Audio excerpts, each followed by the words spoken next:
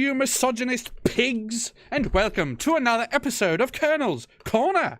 On this one, we've got, I won't call it an indulgence, because it really is not, although it might be to some of you misogynistic, or, I don't know, you wily rascals, you would probably get quite a kick out of this. But for the Colonel, and in my goggles that I can see nothing out of, this is, quite frankly, a scientific venture is what it is. And what it is an article that I found, in my regular searches throughout the internet for just regular scientific material and nothing untoward. I just happened to have stumbled upon quite a thrilling study. The results of a study, as it were. I'm a man of science. I'm progressive. I believe in facts and figures and other normally right-wing bigoted stuff like that.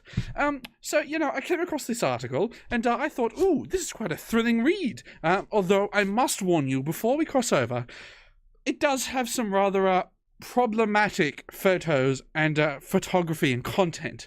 Extreme poverty, too much bare skin showing, and far too much male gaze, just waiting to be shot off the screen right at you, onto your face. All right, well, that's all I can really say here.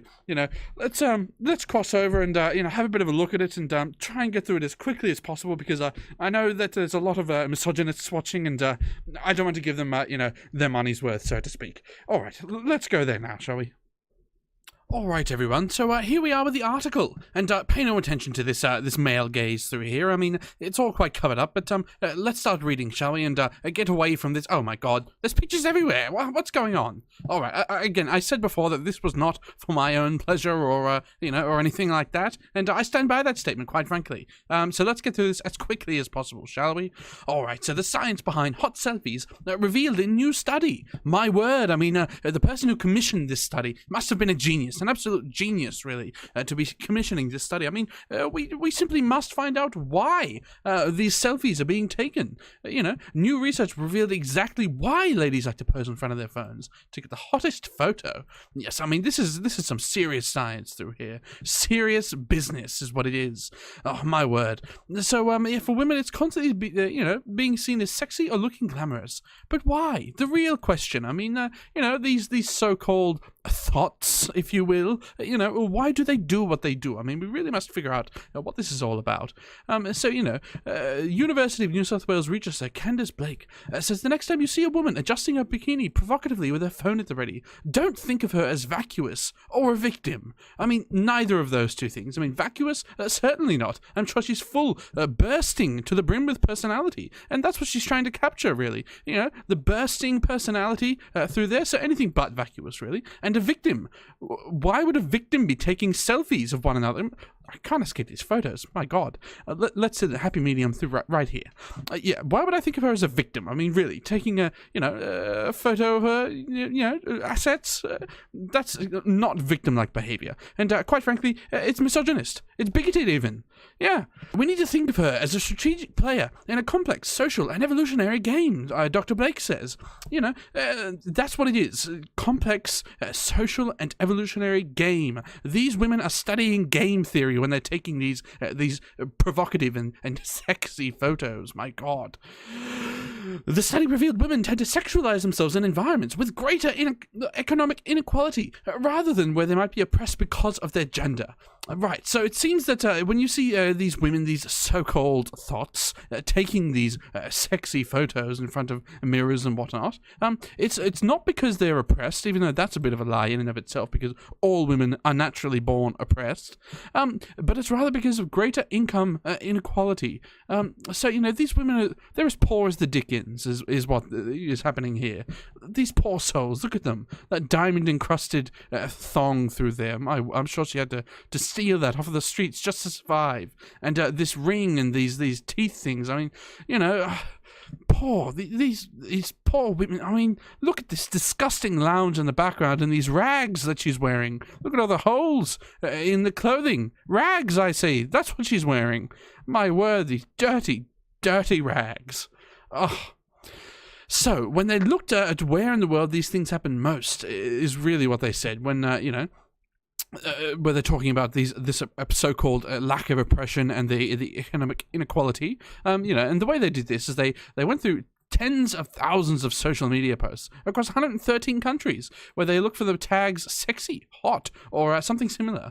So I'm sure that was an arduous job, really. I hope they got another woman to go through that because, the male gaze, based upon looking through those tens of thousands of photos, it would have caused a nuclear bomb of testosterone, which would have set, the women's movement, the feminist movement back by at least 30 years, just in that one location alone. So I'm quite glad that I assume they got a woman to go through all that and grab these sexy photos. All right. So basically, the number one way that psychologists usually look at women's preoccupation with their appearance is that it happens because of patriarchal pressures. That's right, everybody. The patriarchy strikes again. Oh my God. They're just forcing these women to do these, these sexy photos because they're so poor because of the patriarchy and supposed lack of oppression at the same time. Okay, I don't know how we're reaching that, but, I'm a progressive. I'll go along with just about anything, really. Okay, and, so these patriarchal pressures that women live in societies that value their appearance more than their other qualities. Yes, that's right, isn't it? That's what we're having, with all this, trying to get women out of comics and things like that. I'm on to you people. I know what sort of bigoted activities you're all up to, and, you're all making these women take these sexy photos by denying them spots in comics, and then you like to draw the women in the comics as sexy, somehow trying to portray what's happening in real life. It's a vicious cycle. That's what I'm trying to get at. It's a vicious cycle, that you're forcing these women into. Again, the rags on this woman. My word. Get her some proper clothes, yeah? Take that phone away from her, that she can barely afford. Look, it looks like it's made of wood. She can barely afford that phone. She's so poor. Oh, and oppressed by the patriarchy, but not oppressed at the same time.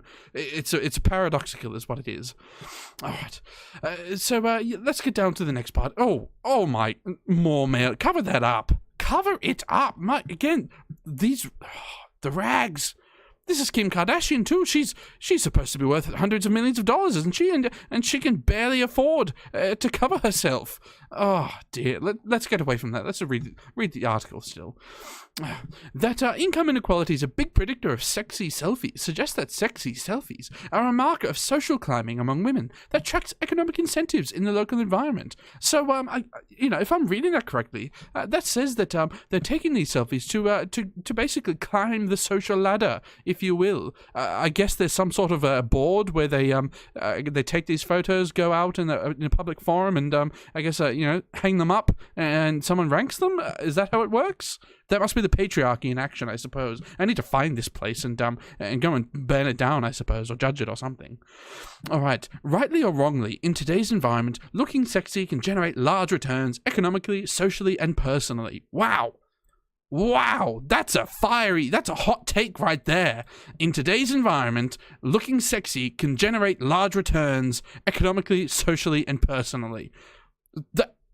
That is shocking. I am glad we spent the time and the effort looking through these tens of thousands of photos of sexy women to reach the conclusion that looking sexy is good and basically raises your status. Wow. I honestly did not know that. With all of the blue hairs and, what would considered be traditionally unattractive women, it's quite shocking to see something saying that looking attractive for once actually can provide some benefit with progressive science nonetheless. That's really quite shocking to me. I will be brutally honest with you. Brutally honest. Oh. So they also found the exact same pattern in real-world spending and other appearance-enhancing areas. They found that more than 1,000 different economic areas in the US, when looking at women's spending in beauty salons and clothing stores, that income inequality is also predicting this type of spending. Oh my word, these poor women are forced to buy these beautiful clothes to look sexy, these rags. Did that rag cost her $300? My God, and Kim Kardashian, she's been reduced to poverty, trying to look good in these rags. Oh, my God. And again, The basic idea is that the way people compete for mates and the things they do to put themselves at the top of the hierarchy are really important. This is where this research fits in. It's all about how women are competing and why they're competing. And again, we repeat this thing from earlier. So when a young woman adjusts her bikini provocatively with her phone at the ready, don't think of her as vacuous or a victim. Think of her as a strategic player in a complex social and evolutionary game. She's out to maximize her lot in life, just like everyone. Wow! That was thrilling, I must say.